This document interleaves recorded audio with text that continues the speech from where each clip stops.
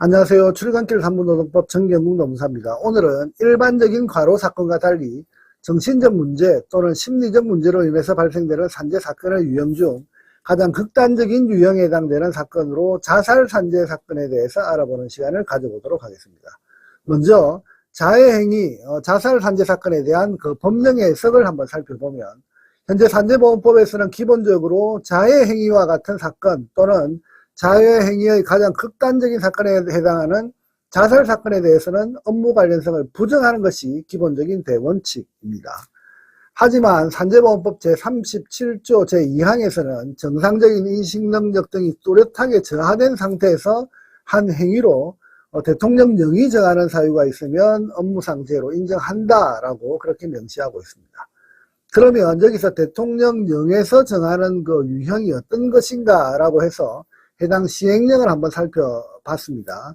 그 시행령 내용을 한번 살펴보면, 첫째, 업무상 사유로 정신질환 상태에 있는 사람이 정신 이상 상태에서 자해행위와 같은 자살을 한 경우 산재로 인정 가능하다라고 정의하고 있고, 두 번째, 업무상 재해로 요양 중인 사람이 업무상 재해로 인한 그 정신 이상 상태에서 자해행위를 한 경우 해당된다라고 그렇게 열거하고 있습니다.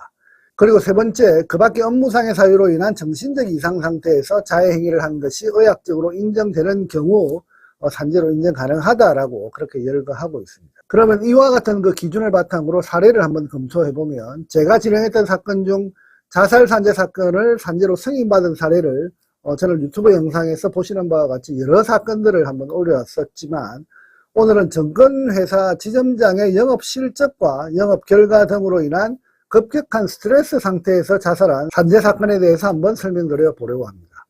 사건 개요를 간략히 설명드리면, 인천 지역에서 근무하던 정권회사 지점장이 특정 상품의 판매로 인해서 당초에는 상당한 실적으로 호평을 받았지만 갑작스런 주가의 급락으로 해당 상품이 상당히 실적이 급격히 떨어지고, 이로 인해서 상품 구매 고객들의 항의가 폭증하기 시작할 무렵 그 상황에 대한 두려움, 그리고 실적에 대한 압박, 그 외 다양한 업무적 요소로 인해서 스스로 목숨을 끊어버린 사건을 제가 산재로 승인받았던 사례가 있습니다. 이번 사건의 경우 유가족이 찾아와서 상담한 내용 중 유족이 가장 걱정한 문제가 한 가지 있었습니다.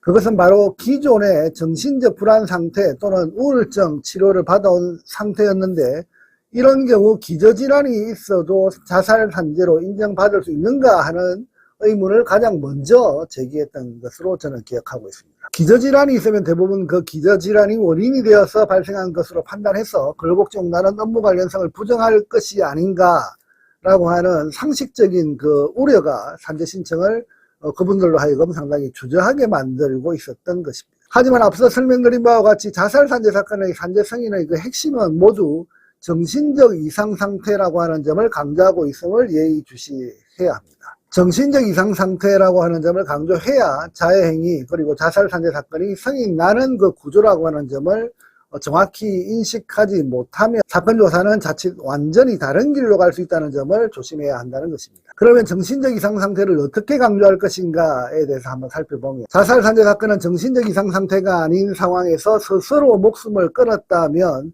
그 행위는 말 그대로 순수하게 스스로 목숨을 끊은 행위에 해당하는 순수한 자해 행위에 해당하게 됩니다.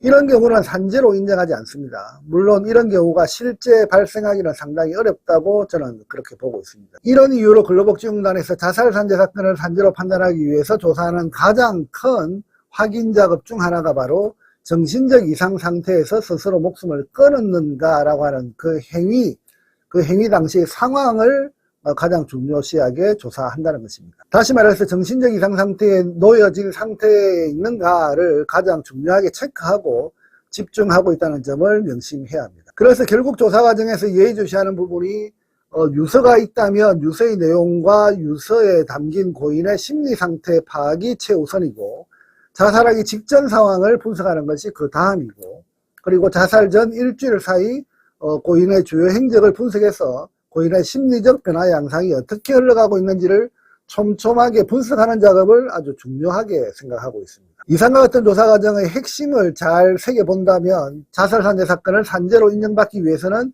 어떻게 해야 할지 눈치가 빠르신 분들은 바로 알아차리실 것입니다. 공단이 예의주시하는 부분을 얼마나 디테일하게 사망 시점으로 다가갈수록 정신적 이상 상태의 변화가 어떻게 흘러가고 있는지, 사고 발생 시점에 어떤 상황이었는지를 자세히 조사하고 유리한 관점으로 준비하고 배열하는 작업이 무엇보다 중요하다는 점을 잘 체크해야 할 것입니다. 다시 서두에 말씀드린 정권회사 지점장 자살 사건으로 돌아가 보면 앞서 말씀드린 것처럼 해당 사건의 그 고인은 기존의 정신과적 치료를 지속적으로 받아온 부분이 있었습니다.